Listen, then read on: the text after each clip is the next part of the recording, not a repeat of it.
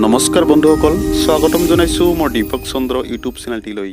বন্ধুসকল, হাঁচি আৰু কাহে কি কি ৰোগ বিয়পাব পাৰে আৰু হাঁচি আৰু কাহ মাৰোঁতে কি কি সাৱধানতা অৱলম্বন কৰিব লাগে এই বিষয়ে এইটো ভিডিঅ'ৰ যোগেদি মই চমুকৈ ক'বলৈ প্ৰয়াস কৰিছোঁ।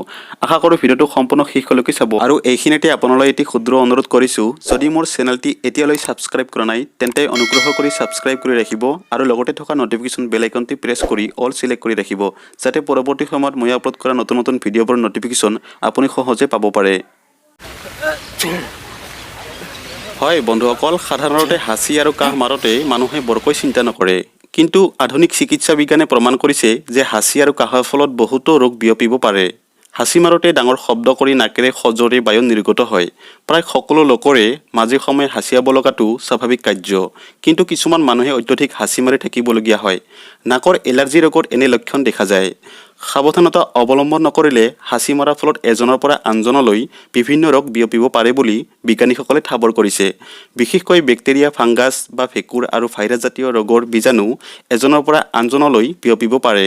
হাঁচি মাৰিলে দেখা যায় যে প্ৰায় 3 ফুট দূৰত্বলৈ নাকৰ ৰসৰ কণিকা ছিটিকি যাব পাৰে। এই কণিকাবোৰত ৰোগৰ বীজাণু থাকিলে ৰোগ বিয়পিব পাৰে। সেয়েহে আধুনিক চিকিৎসা বিজ্ঞানীসকলে হাঁচি মাৰোঁতে কিছুমান সাৱধানতা অৱলম্বন কৰিবলৈ পৰামৰ্শ দিয়ে। বন্ধুসকল, হাঁচি মৰাটো প্ৰায় স্বাভাৱিক কাৰ্য বুলি গণ্য কৰিলেও কাহ মৰাটো কোনো ৰোগৰ লক্ষণ হ'ব পাৰে বুলি বিবেচনা কৰা হয়। কাহ বিশেষকৈ শ্বাসতন্ত্ৰৰ ৰোগৰ এটা লক্ষণ। প্ৰকৃততে কাহ হৈছে শৰীৰৰ প্ৰতিৰক্ষামূলক ক্ৰিয়া। কাহ মানে বুজিব লাগিব আমাৰ শ্বাসতন্ত্ৰৰ কোনোবা অংশত কিবা ৰোগ হৈছে অথবা কোনো অবাঞ্ছিত পদাৰ্থ বাহিৰৰ পৰা শ্বাসতন্ত্ৰত প্ৰৱেশ কৰিছে। শ্বাসতন্ত্ৰত জমা হোৱা কফ আৰু অন্যান্য অবাঞ্ছিত পদাৰ্থ কাহে বাহিৰলৈ উলিয়াই দিয়ে আৰু আমাৰ শৰীৰটোক ৰক্ষা কৰে। সাধাৰণতে ডিঙিৰ ভিতৰত কফে খুৰখুৰাই দিয়াত ডাঙৰ শব্দ কৰি মুখেৰে সজোৰে ওলোৱা বায়ুক কাহ বুলি কোৱা হয়।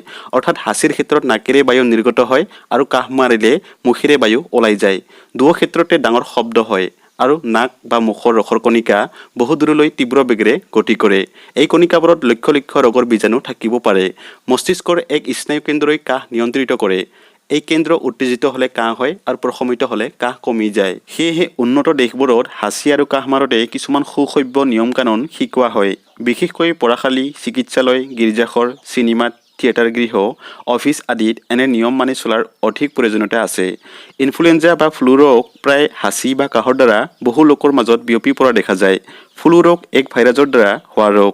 এই ভাইৰাছবোৰ শেঙুন আৰু থুইৰ কণিকাৰ সৈতে এজনৰ পৰা আনজনলৈ বিয়পি যায়। সেয়েহে বন্ধুসকল, হাঁচি আৰু কাহ মাৰোঁতে কিছুমান সাৱধানতা অৱলম্বন কৰিব লাগে আৰু সেইবোৰ হ'ল: 1 নম্বৰ, হাঁচি বা কাহ মাৰোঁতে নাক আৰু মুখ কাগজৰ ৰুমালেৰে ঢাকি ল'ব লাগে।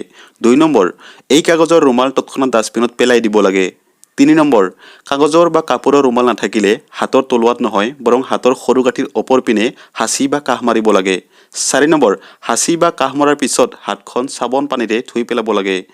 5 নম্বৰ, কৰ্মস্থানত, চিকিৎসালয় আদিত খুৰাসাৰ থকা হাত ধোৱা তৰল পদাৰ্থ সহজলভ্য অৱস্থাত ৰাখিব লাগে।